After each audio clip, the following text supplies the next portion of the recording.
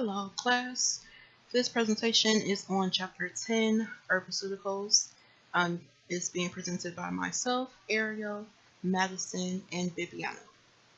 So, herbaceuticals are herbal compounds used for medicinal purposes related to mental or physical well-being. By law, they can't be advertised as anything other than dietary supplements. So they aren't considered herbal drugs because the name implies a connection with synthesized or street drugs that are used recreationally. Also, they aren't considered medications because they are treated differently from regular medications. So in America, medical practitioners cannot prescribe or recommend herbaceuticals because the FDA does not regulate them. But worldwide, it is estimated that up to 80% of all people have tried alternative medicines like herbaceuticals. They are integrated into the medical systems in China, North Korea, South Korea, Vietnam, and in many cultures, people use herbaceuticals specifically to enhance well being. One problem in the United States regarding herbaceuticals is that patients are reluctant to report their use to their doctor because they think the doctor would not approve, while at the same time, most doctors don't ask patients if they are using herbaceuticals either. So the lack of communication can be problematic because the supplements can interact badly with regular medications. Lastly, the widespread use of herbaceuticals worldwide is likely partly due to many people not having access to other medications because of the cost or distribution reasons. So, in other parts of the world, like third world countries. So, here's a quick overview. We're going to talk about the Section 1, psychological issues. In Section 2, we'll discuss the issues of the culture. Section 3, issues from the social perspective. Section 4, problems in studying medicinal plants. And then differences between herbs and drugs. And then Section 5 is examining better known herbaceuticals with application for psychiatric problems. And then Section 6, an integrative view of marijuana. And then we'll talk about counseling. And then we have referrals for places in the area. And then our references. So Section 1, psychological issues. So common reasons people use herbaceuticals. So many people are mistrusting of traditional Western medicines. The general public are becoming more aware of the adverse effects of medications and the questionable practices by pharmaceutical companies. Also, clients are aware that insurance companies make deals with pharmaceutical companies to cover specific medications for psychological disorders. And they do this without even considering which medication would actually work better. So, sometimes the name brand is necessary for some conditions, and pharmaceutical companies are not thinking about that when they're using a generic version because it cuts costs, basically. So believing that natural products are safer and less toxic than drugs is another common reason people use herbaceuticals. People taking herbaceuticals believe that natural products are safer than drugs, but there are many risks associated with taking them because herbaceuticals are not regulated in most countries. So users don't have a way of knowing exactly what they are taking as far as the contents, the dosage, and the potency of the medication that they're using. And then lastly, sensing that they are more consistent with patient values or philosophy of health. So kind of going back to the cultural aspect of using herbaceuticals over westernized medicine. A few more reasons, accepting the testimony about efficacy. So the belief in anecdotal testimony facilitates some placebo effects. Conclusions should not be overgeneralized based on one or two cases.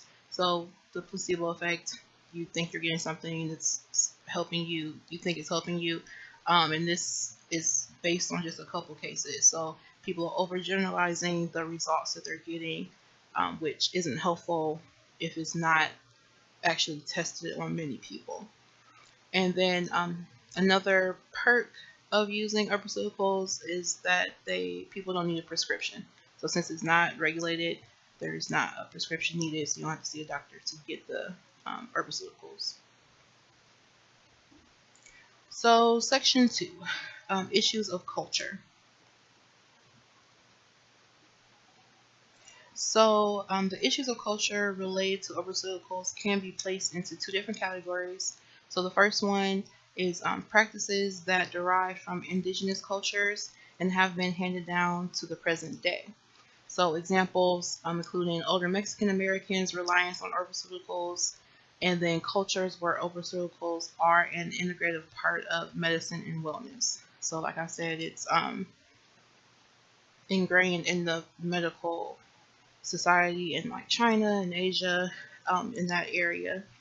The second category, the subcultures fighting over whether herbaceuticals can be a standard part of the medical practice in the United States. The issue interests the medical practitioners and the pharmaceutical companies. Issue is relevant when considering marijuana being used for medical purposes. We all know medical marijuana has been legalized in some states, only for medical purposes, other states for recreational, but it's still part of the conversation, and this is one of the reasons. It is considered an herbaceutic in ways. So section 3, issues from the social perspective. So herbaceuticals use has some legal aspects. Sales have picked up significantly in the last 10 years for herbaceuticals. One reason for this increase is because of the Dietary Supplement Health Education Act of 1994. So that act is a law that restricted the FDA's ability to control herbal products. So with the law being passed, it allowed any product to be labeled as a supplement as long as no claims were made that the product affected a disease. So the example, a manufacturer can't claim that St. John's wort alleviates depression, but it can legally claim that it helps to facilitate emotional balance. So some critics believe that because herbal products can create adverse reactions, that consumers need stricter FDA regulations of these products, while other advocates of herbaceuticals fear that regulation will eventually become unnecessarily harsh and restrictive. So once it gets to being more restrictive, it won't be helpful, and then it's going back to why even have herbaceuticals. Another important legal issue is the types of liability the U.S. physicians and mental health care providers may incur if they tell clients about herbaceuticals since they're unregulated. The cost of malpractice insurance in the United States has increased considerably, with clients and lawyers eager to scrutinize and sue medical professionals. So, since it's not regulated and there's not specific laws allowing doctors or any type of mental health or medical professionals to prescribe herbaceuticals, they don't want to be held responsible if something does happen. And people are becoming more finding someone to blame often, and it will be a doctor. So they could be sued, lose their license. They're just avoiding that whole debacle from happening at all. Then legal and ethical issues become more complex for non-medical mental health clinicians. Clinicians should try to answer clients' questions about herbaceuticals. Clinicians should restrict themselves to research and peer-reviewed literature and recommend that clients check with their doctor before starting any herbaceuticals. This conservative approach is the best option until more data on herbaceuticals is discovered and more regularization is achieved. So Again, not saying, oh, go use this, I know it helps. Just saying, talking to them about the research you have done on herbaceuticals and what you know is has been proven for fact, because it's been in multiple studies and peer-reviewed journals, and always telling them to see a doctor first to actually seek medical treatment. So section 4, problems in studying medicinal plants. So there are approximately 5,000 medicinal plants known, with only published studies around 100. So only 100 of the 5,000 medicinal plants are actually have published studies. So some of this lack is related to difficulties in studying plants that may have hundreds of active compounds and trying to decide which compounds produce the therapeutic effects. The following are some challenges in studying medicinal plants that may contribute to the shortage of the literature. So some of the problems is, the first one is isolating the compounds. So isolating active compounds that produce an alleged therapeutic effect is very difficult and time consuming. So in plants with hundreds of active compounds, it's hard to know where to start. The chemical complexity of medicinal plants continues to be a problem, and plants contain thousands of chemicals, which means each herbal preparation may have a variety of pharmacologic effects. So because there's different compounds, different chemicals, each batch could end up being different, basically. Identifying species. So medicinal plant species vary within a species, with each variation having its own combination and concentration of active elements. So inaccurate identification of species poses a potential problem for systematic research. So researchers could think they're looking at one and it's a completely different plant, which they put into the medication, and then it's not effective the same way. Also, there's variations in the composition, so of the different plants and species. Another challenge in studying the medicinal plants is that there are variations in preparation. So once a herb is harvested, it can be prepared in many different formulations. So the amount of active ingredients varies with the preparation method. So if there's different companies or different factories, farms, whoever making the using the plants to make the herbaceuticals, they could be different. So people could be using different amounts, and it's just not. They can do different things to get it prepared to be created and made into herbaceuticals. So another reason or another challenge is alteration and substitution.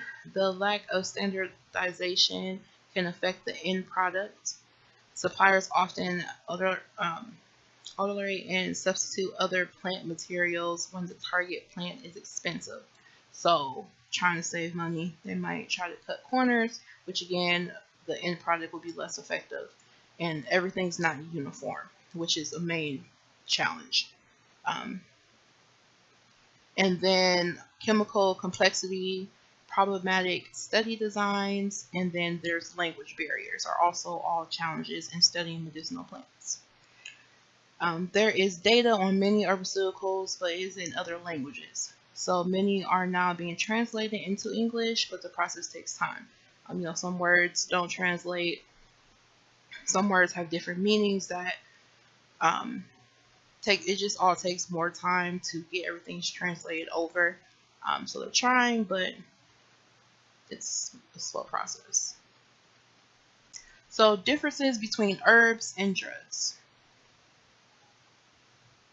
Important differences include the dosage. So the dosage of a herbal product is very difficult to determine because there are few studies determining the optimal dosage range. So few studies saying exactly what the range of or how much of the medicinal plant is needed to be effective.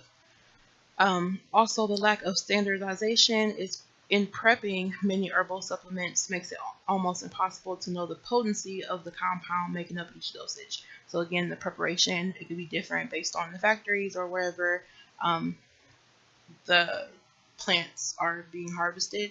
So that affects the dosing amount, which affects if it's even going to work for the client using it. Efficacy. So under U.S. law, herbaceuticals do not have an efficacy study which are needed for drugs. So drugs have them, but herbaceuticals do not have one. Another important difference is the complexity of the compound. So drugs are usually monosubstances, while herbaceuticals typically have many active elements. So again, we said there's different species and there's just different compounds and chemicals. It's just a lot of different things that they put all together to make the herbaceuticals, which is why it's so different from typical drugs. And drugs usually, like it says, are a monosubstance, so just one chemical. Some more important differences, the FDA role. So drugs must be regulated by the FDA, but herbaceuticals are not. So again, the herbaceuticals can still be sold as long as they're described as supplements and not medication. The role of patents. So when a pharmaceutical company synthesizes a drug, it can get a patient on it, which lets the company get a patent on it, which lets the company make a profit from the substance to earn back the money it took to research the compound. So when they're making the new drugs and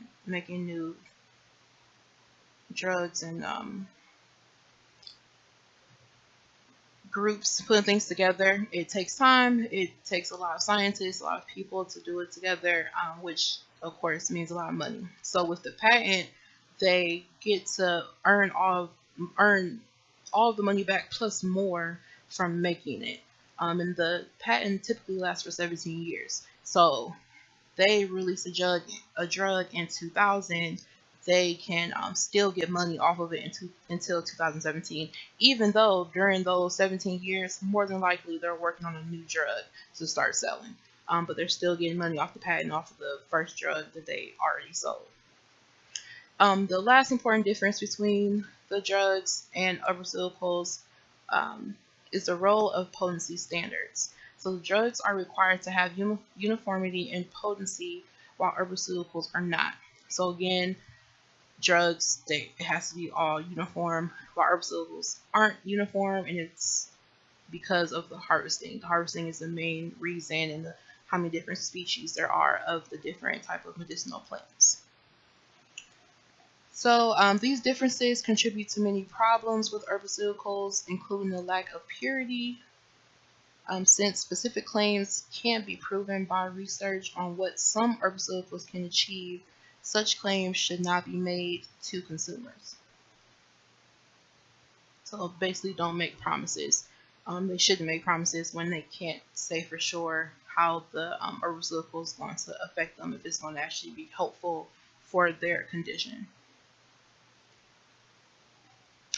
And then, so this next section, examining better known herbaceuticals with application for psychiatric problems, is going to be presented by Bibiana.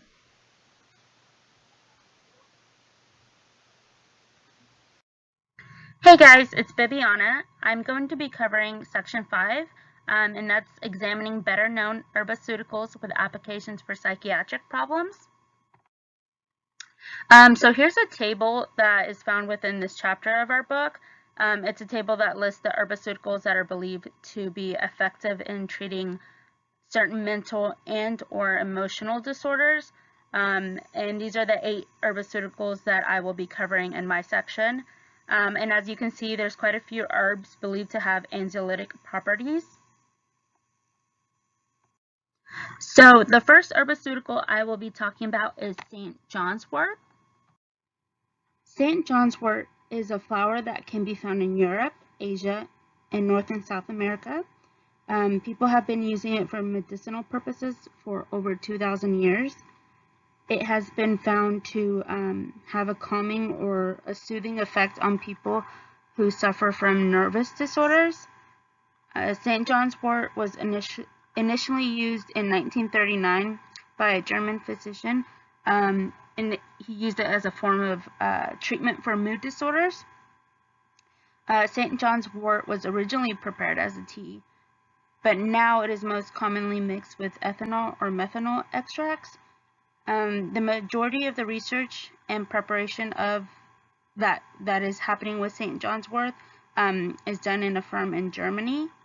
It is believed that St. John's wort is effective in treating depressive symptoms, and it is actually the most commonly used compound for depression in Germany. Mechanism of action for St. John's wort. So two elements that are found within St. John's wort are flavonoids and xanthones. Flavonoids are the chemicals that are found in plants, and while xanthones are also found in plants, they are cytochemicals that can also be synthetically produced. Hyperforin and hypericin are the two active ingredients within St. John's wort. Hyperforin is actually the key chemical that is believed to be acting as an antidepressant within St. John's wort. Hypericin is one of the most powerful photosynthesizers found within nature, and researchers actually believe that hypericin acts as a reuptake inhibitor of serotonin and dopamine. So this means that the hypericin combats the reabsorption of these chemicals, which actually allows for higher levels of serotonin and dopamine to remain within the brain. Efficacy. So St. John's wort is effective in treating mild to moderate depression, and the recommended dosage is at least 900 milligrams a day. There has been much research done on the efficacy of St. John's wort. Few found no significant differences from a placebo and St. John's wort, while many others found significant differences. One particular study found that in treating mild to moderate depression, 500 milligrams a day of St. John's wort is as effective as 20 milligrams a day of Prozac. However, the book actually stated that there continues to be like a debate of whether St. John's wort is actually effective in treating depression or not. While some other ailments that St. John's wort is believed to be effective in treating are menopausal symptoms and seasonal affective disorder. And it is also important to note that St. John's wort is only to be used in treating mild to moderate depression symptoms and nothing more severe than that. So side effects of St. John's wort. There is currently no study on the side effects of St. John's wort, but researchers do report that it is well tolerated, and that the side effects that are found are minimal. And these side effects include hair loss, gastrointestinal upset, which is actually one of the most frequently reported side effects, and also sexual dysfunction. St. John's wort is associated with serotonin syndrome, and serotonin syndrome is a potentially life-threatening syndrome, and it's caused by increased accumulation of serotonin in the central nervous system. In most cases, the development of serotonin syndrome was due from combining St. John's wort with another drug that actually also enhances the levels of serotonin within the body. One thing to note with this is there is an interaction in chemicals that implies that St. John's wort does in fact have an effect on the body, so that's something to keep in mind. When using St. John's wort, it is important to look out for the symptoms of serotonin syndrome, and these symptoms are disorientation, confusion, agitation, restlessness, fever, chills, diarrhea, hypertension, and sweating. So next up is kava. Kava, which is also known as kava kava, is native to Polynesia and the Pacific Islands. Kava has been used by the people there for millennia. The primary way in which kava is used is in liquid form. There are different ways in which it is prepared, though. The first way that it is prepared is by grinding the dried roots of the shrub and combining that with coconut milk and water. Another way which it is sometimes formulated, and it's actually the most common way of doing so at the moment, and it's by mixing the dried roots of the kava shrub with an ethanol and water mixture, or with an acetone extract. Kava is most commonly used because it is believed to have the ability to calm those who take it, so it has a calming effect. Kava is also socially used much in the way that we use alcohol. And just like alcohol, when consumed in high doses, kava can cause intoxication. Mechanisms of action and efficacy. Kava is one of the few herbal treatments where the active ingredient is known. Kava pyrons is the active ingredient in kava. Kava pyrons is known to act similar to that of a muscle relaxer. So it just reduces the excitability of the limbic system. And kava is considered to be an anxiolytic, and this means that it is used to reduce anxiety. Very few studies have been done on kava. In the studies in which they test the effects of kava on symptoms of general anxiety disorder, most studies found that it could be moderately effective and well tolerated in treating GAD. So side effects of kava, very few side effects are reported in using kava, and those are, well, they tend to be very minimal. There have been reports of tiredness and rashes and the rare occurrence of nausea. Research shows that the biggest side effect to the use of kava has been one report of acute liver failure.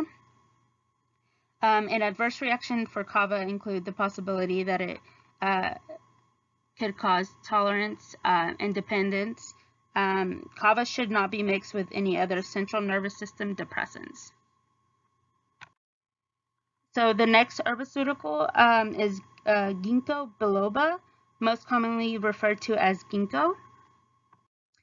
So during the 18th century, the ginkgo trees were first exported from Japan to Europe, and they are now more commonly seen as ornamental trees throughout Europe and North America.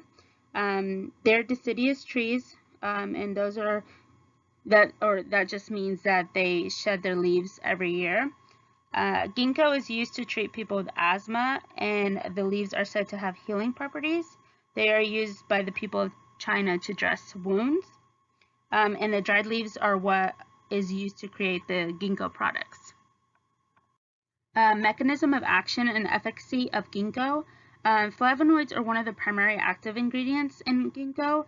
Flavonoids are compounds found in a lot of other plants.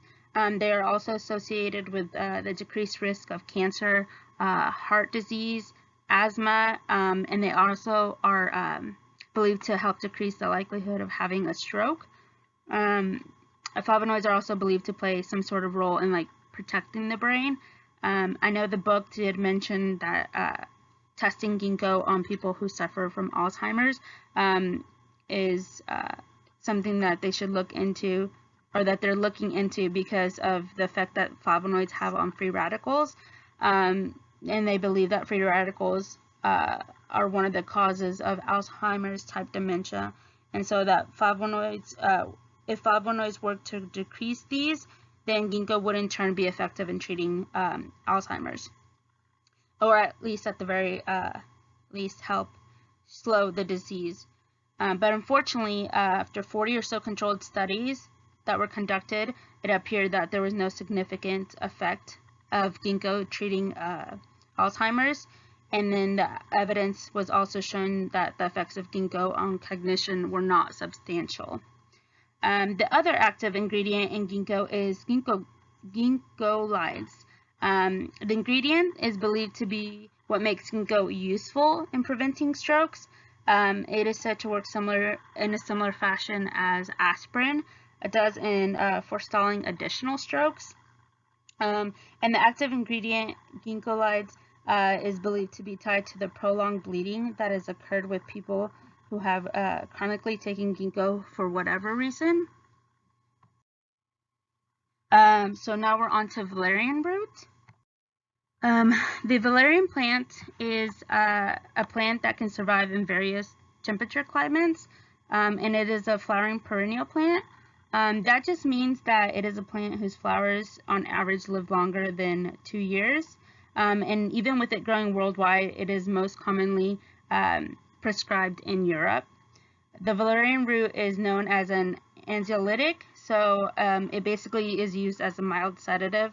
That is how it has been used for thousands of years by the people of Greece, India, and China. The valerian root is not just for medical purposes. It is also used to flavor foods and drinks. Root beer is actually one of the drinks in which valerian root is used. The roots are also harvested and dried to use in making valerian root tea and extract.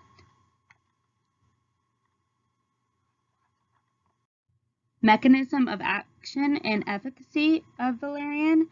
So valerian extract is known to have over 100 different ingredients, but researchers are still unsure of which of these many ingredients is what gives a sedative effect that valerian has. It is believed to have an effect on the GABA receptors in producing the tranquilizing effect. Studies have shown that 400 to 900 milligrams of valerian extract improved participants' subjective sleep quality by lowering the number of times they awoke through the night and the amount it took for them to initially fall asleep. In the book, it mentioned the need for more research to be conducted on the valerian root, but for now they believe it's effective as a mild anxiolytic to be promising.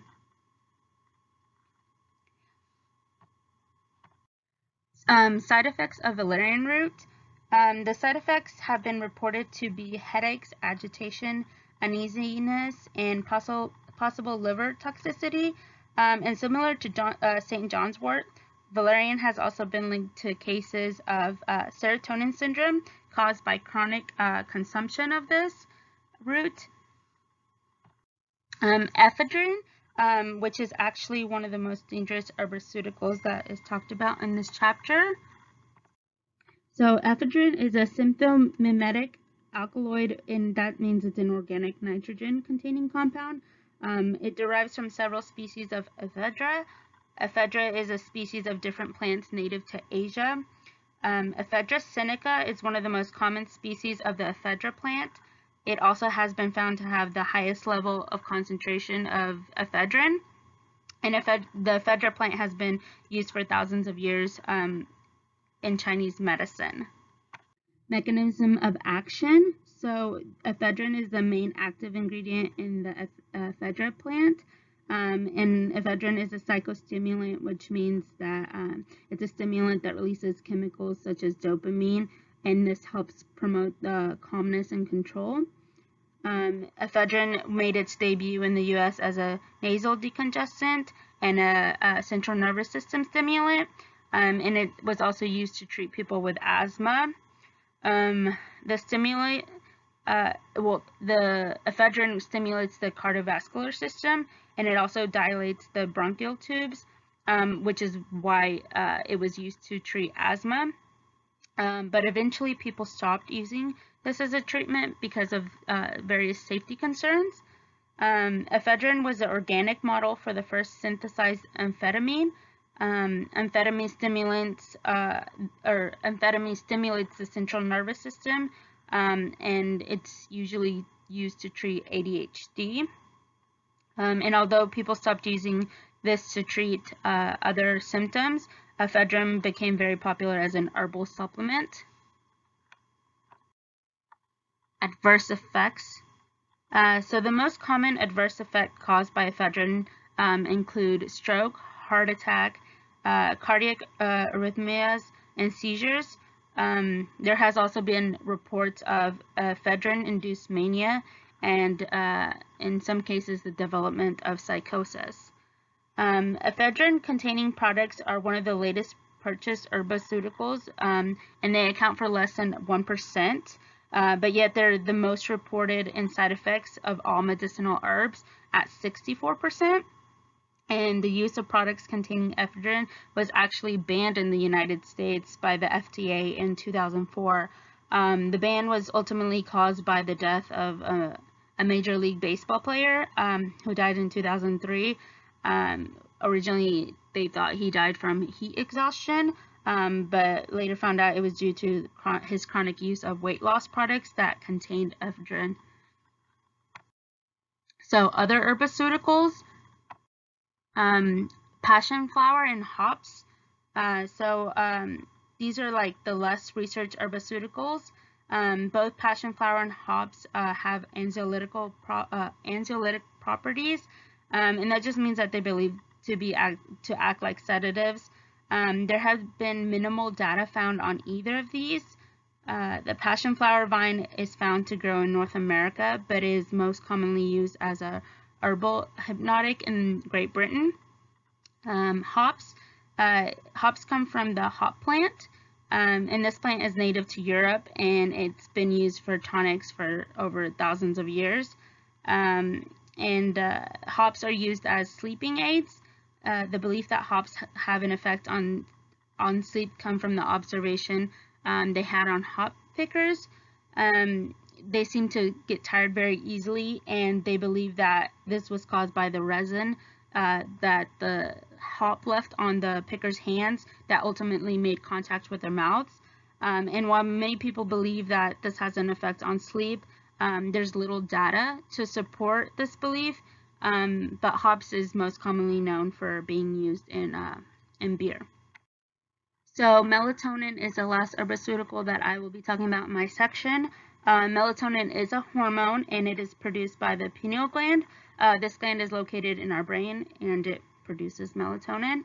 It is commonly used as a sleep aid, and it's been found useful in getting to sleep. However, sometimes it can cause someone to wake up anywhere from 3 to 4 hours after taking it. Just depends on the dose.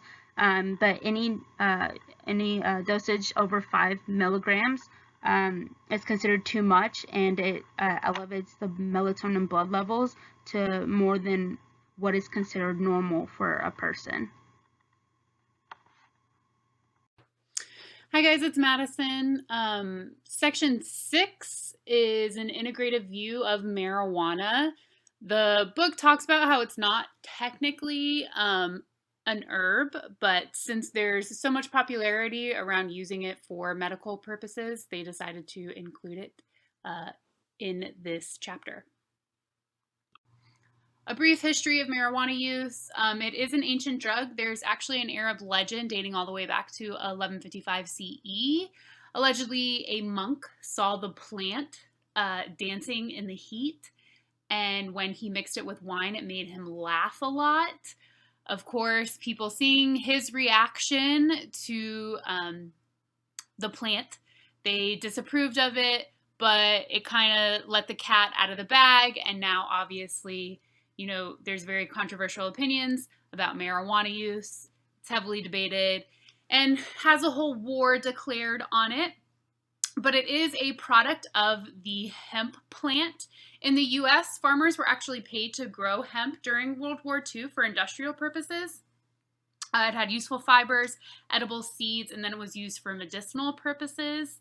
The plant produces a sticky yellowish resin, most likely to protect itself from predators, and the resin is what actually contains the psychoactive ingredients used in marijuana.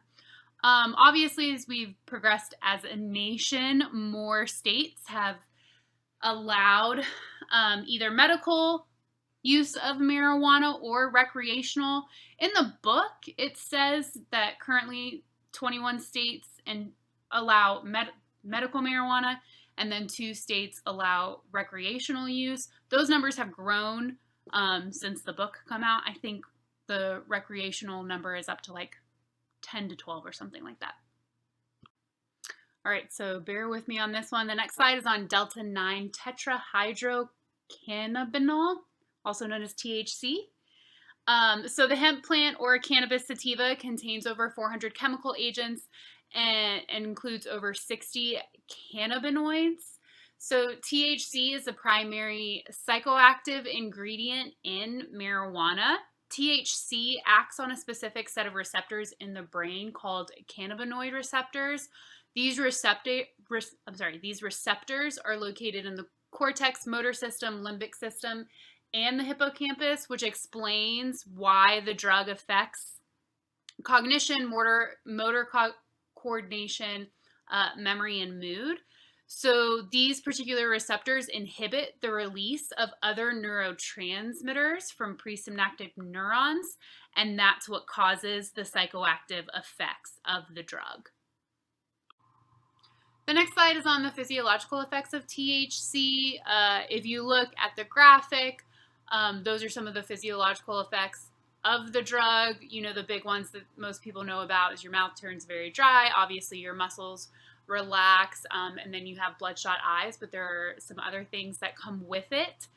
A lot of people argue that THC is not a drug that creates dependence, and it's because it's metabolized so slow, so it minimizes the physical tolerance and dependence on the drug.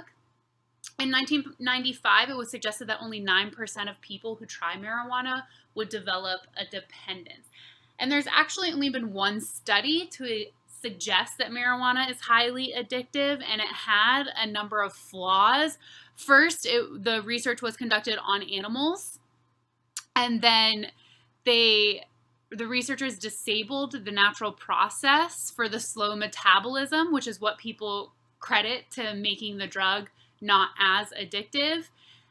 So this process was basically taken away. And so it sped up how fast they could metabolize the drug. And third, they didn't even actually use THC, but a synthetic compound similar to THC. The next slide is on cannabis dependence and withdrawal. Marijuana is consistently found to be one of the least dependence-inducing drugs. The pharmacokinetics of cannabis cause it to be stored in the fat cells of the body and then slowly released over a relatively long period, causing a small number of users to develop a dependence on the drug. That is very important to note. In the book, it did say that most of people who experience withdrawal from marijuana literally used it every day for a number of years. People who mildly engaged in the use of marijuana maybe had some sleeplessness at most. Chronic users, again, people who use it every single day for years, their withdrawal symptoms can include mental cloudiness, irritability, cramping, nausea, and aggression, but it tends to be short-lived. And a literature review concluded that no studies at the time provided strong evidence for the existence of marijuana withdrawal symptoms compared to other drugs. So one of the biggest debates regarding the use of marijuana is whether or not it's a gateway drug. A lot of people who are against it think if you let people legally use marijuana, it's just going to lead them to try harder drugs. However, most of those claims about marijuana being a gateway drug are a classic case of mistaking correlation for causation. The book uses a pretty good analogy talking about how, if you screened the number of people with pilot license, most of them are going to have a driver's license first. So then if you kind of translate that over, it's like someone who does hard drugs probably at some point has used marijuana. So it's not necessarily a fair argument, or again, it's just a correlation. The marijuana use isn't necessarily a cause to them using harder drugs. Researchers also found that substance use is much more correlated with employment status than marijuana use. And interestingly enough, in locations where cannabis was more available and use of the drug carried no criminal penalties, studies actually found that there was a decreased tendency for people to try harder drugs.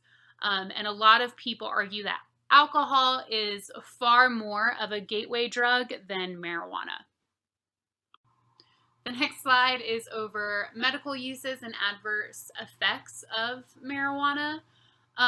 One of the biggest medicinal purposes for marijuana is pain relief, and the book actually does make a really good point that a person who uses marijuana is going to have a much less chance of developing a dependence as opposed to someone who's prescribed opioids. So I thought that was very interesting.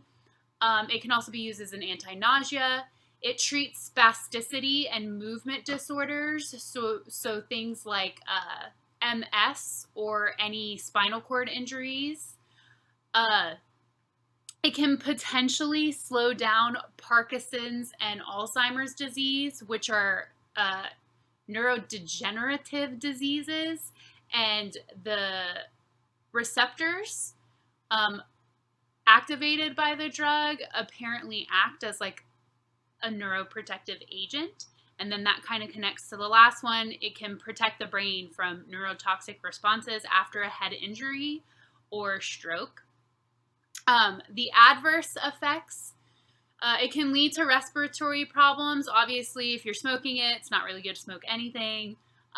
So someone could opt to ingest the drug, thus eliminating that adverse effect. It can increase heart rate,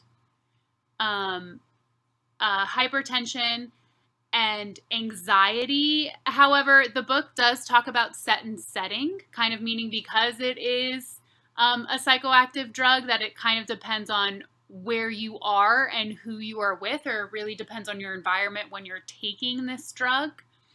So if you're not comfortable, that's where a lot of that anxiety could come from.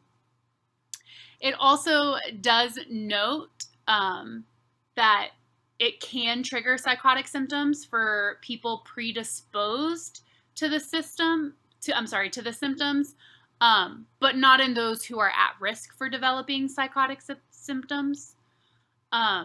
Also, people need to be mindful of the drug interactions. It could cause decreased movement and stomach acid.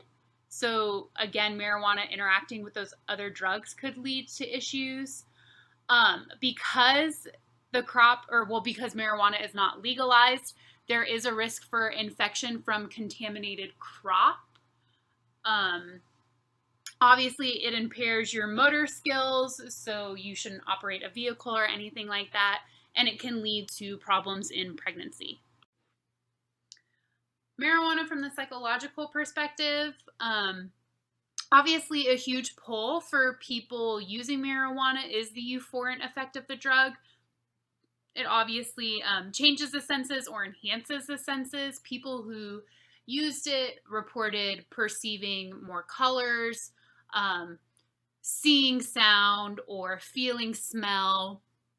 There was enhancement to their sexual experiences, and then they also reported having mystical experiences while high on the drug. So because of this, prohibitionists believe that legalizing even medical marijuana would lead to more abuse of the drug. And a lot of the controversy revolves around the high created by the drug.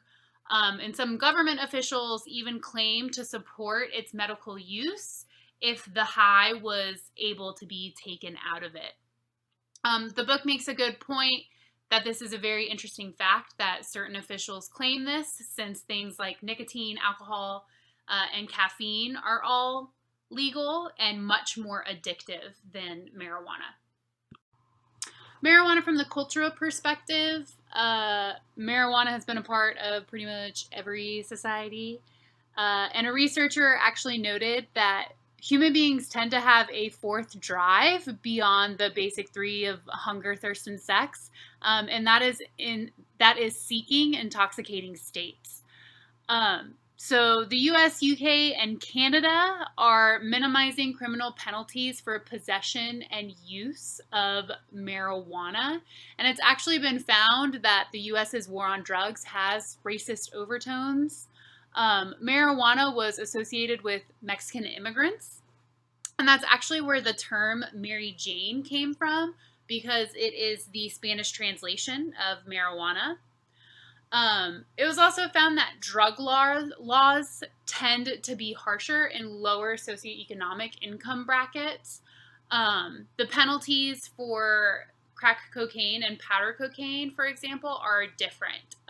Crack cocaine is cheaper, so therefore it's going to be found obviously in lower socioeconomic income brackets. And crack cocaine carries harsher sentences than powder cocaine. So, continuing the talk of marijuana from the cultural perspective, there are some conspiracy theories surrounding it. The U.S. apparently was considering legalization, but was stopped by the Reagan administration. And then it's also noted that some of the largest funders of the war on drugs were pharmaceutical companies. So the book notes that our country as a whole has no problem with people getting high. They just want them high on their drugs. And then the book also kind of makes a good point. It talks about how oppressed groups use drugs to escape from a life not worth living. And a collective group deciding a life is not worth living may want to restructure society, and that is a threat to people in power. And then the book asks the question that if a government criminalizes the things its citizens use to relieve the pain of their daily existence, does it thus incur any responsibility to helping its citizens pursue other avenues towards happiness to decrease that pain? All right, and then lastly, we have the social and legal perspectives on marijuana. The drug laws surrounding marijuana are seen as very draconian or extremely harsh by a number of groups. So at the time that the book was published, 15 U.S. states require life sentences for certain non-violent marijuana offenses. And then the book also points out that the average time served in prison for a nonviolent drug offense is 5 years. And people who kidnap, assault, or are prosecuted for sexual abuse have lighter sentences than that. On the right, there is a graphic of all of the groups that support medical marijuana. Hey guys, it's Bibiana again. So I'm going to be covering the counseling portion of this presentation. So herbaceuticals in counseling. It is important for counselors to be aware that herbaceuticals are not FDA approved. Some of them, like St. John's wort, are approved as dietary supplements, but none of them are approved for medicinal use. However, people continue to use them in various forms and for many reasons. And if an individual uses or chooses to use them for any medical reasons, it's important that they do so under supervision of a doctor or in consultation with their doctor.